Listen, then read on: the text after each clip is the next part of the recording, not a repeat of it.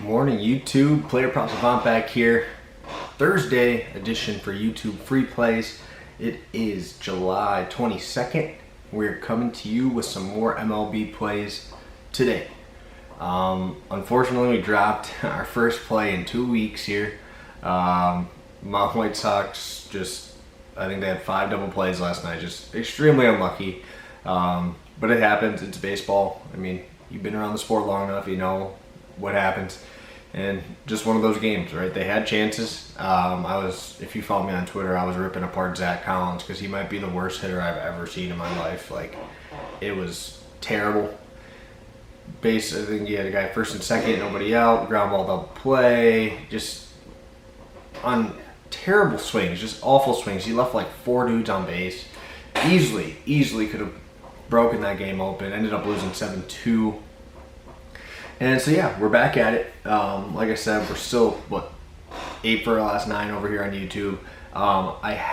It's kind of a weird day for me here I have a lot of shit going on here in a little while. So I'm gonna get this stuff out early. Technically, I think you could say we have 3 plays. I don't know. Well, let's just get into it. I'll kind of describe it as we go. So first play of the day, I'm going to be on the Braves first 5 money line. I'm seeing this at -140. A little juicy. I'm not going to lie. It is a little more juicier than what I usually go, but I do really like this spot. Braves do kind of suck on the road. I agree, but let's show you the stats and I'll show you why I am rolling with them today.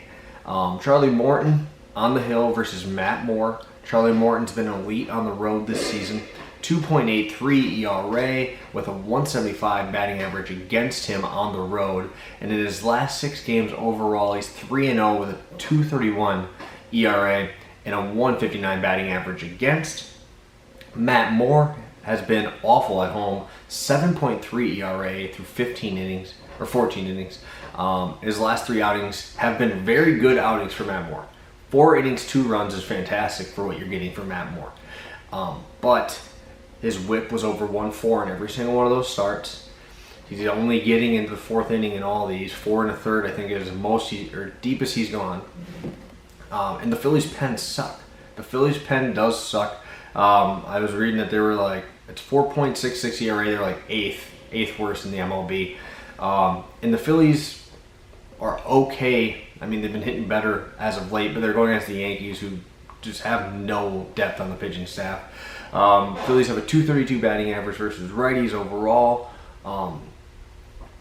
And just kind of some trends here. Braves on the road are 17-6 first 5. And the Phillies are 22-15-7 overall at home for first 5. My biggest thing that I really was looking into, I had this as a lean initially, and then this is where I kind of pushed the button here, was Morton's ability to get deeper in games versus Moore, right? Charlie Morton is an elite pitcher. He throws his curveball 35% of the time, and watching these Phillies enough, they struggle with that, especially with a curveball like Charlie Morton. The thing is nasty.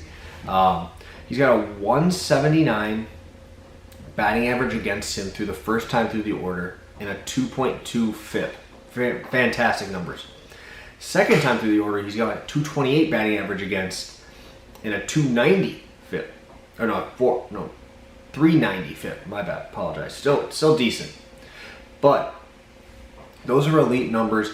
And the third time through the order is the 270 batting average. That's when he gets hit. That's when he gets left in too long and gives up his runs. The biggest thing here is when we're pushing for the first 5, I don't care about your third time through the order. Usually, the most we'll get is maybe 2 batters third time through if you're throwing well.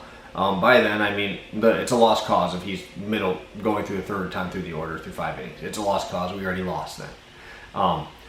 But Matt Moore hasn't been awful first time through the order. It's like a 2.95 ERA, which is not bad. But his second time through the order, he has a 7.5 ERA, and a third time is 6.75. So that second time, you see these batters making their adjustment. They call these the uncomfortable at-bats, where you're in an uncomfortable 0 for 5. You don't get that with Matt Moore. You have an uncomfortable 0 for 1, and then you make your adjustment. Matt Moore is not going to blow it by you. He's not going to have great spin rate on anything. The Braves have a good enough offense to blow this guy up. Even the over is a nice lean here too.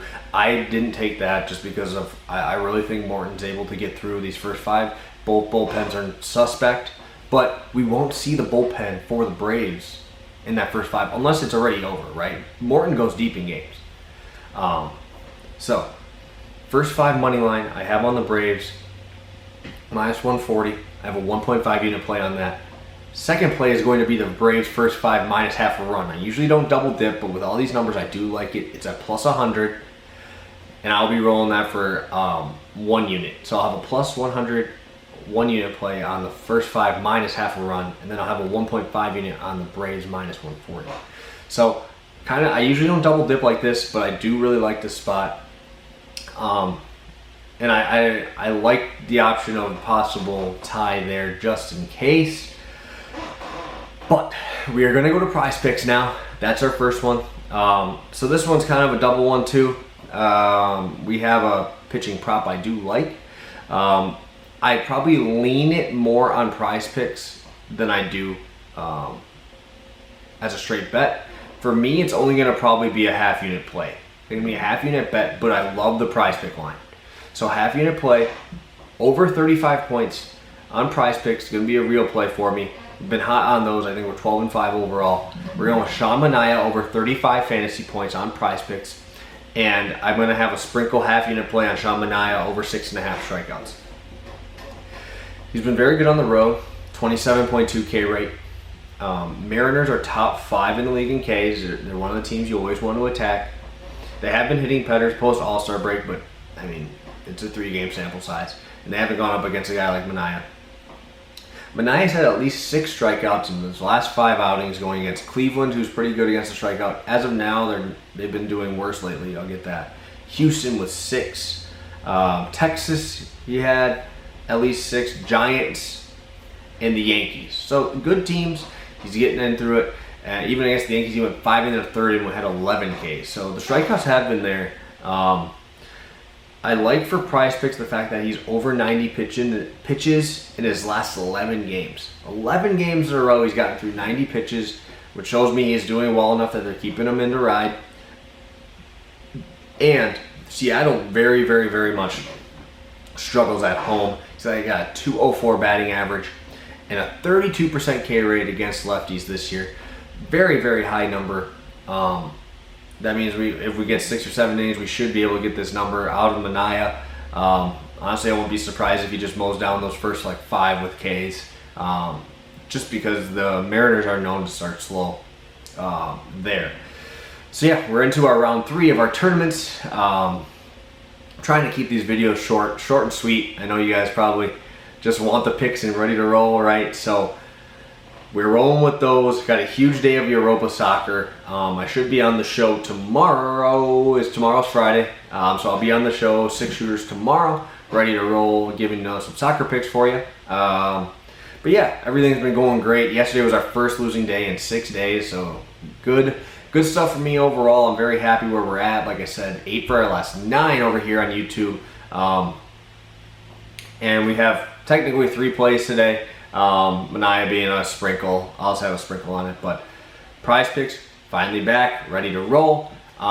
Looking forward to having a big day today. Gang's been eating, and I'm ready to cash some more tickets with you guys. Just drop a like if you guys have been enjoying this stuff. I appreciate all you guys tuning in. Thank you so much. I will see you guys soon. Let's cash some tickets, gang. Let's go Braves, and let's go Manaea.